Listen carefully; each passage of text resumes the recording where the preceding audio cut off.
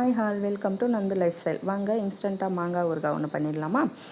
மாங்காய் நல்லா கட் பண்ணி வச்சுக்கோங்க. அதுக்கப்புறம் கடுகு, வெந்தயம், சீரகம் கொஞ்சமாக எடுத்து வறுத்து பொடி பண்ணி வச்சுக்கோங்க. அதுக்கப்புறம் மாங்காயில் உப்பு, வெறும் மிளகாத்தூள், மஞ்சத்தூள், பெருங்காயம் போட்டு அதுக்கப்புறம் நம்ம எடுத்து பொடி பண்ணி வச்ச மசாலாவையும் உள்ளே ஆட் பண்ணிவிட்டு நல்லா மிக்ஸ் பண்ணிக்கோங்க. நான் 3 கிலோ மாங்காய் வந்தது, அதுக்கேற்ற மாதிரி ஒரு 50 கிராம் கடுகு அந்த மாதிரி எடுத்திருக்கேன்.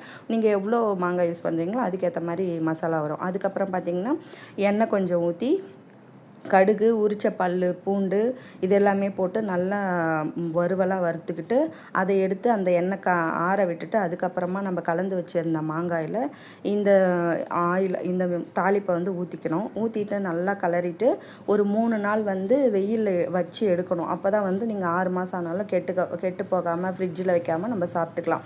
இதை வெறும் சாதத்தில் அப்படியே சூடாக கொஞ்சம் நல்லெண்ணெய் சேர்த்து அப்படியே இந்த ஊறுகாயை வச்சு சாப்பிட்டிங்கன்னா அவ்வளோ டேஸ்ட்டாக இருக்கும்.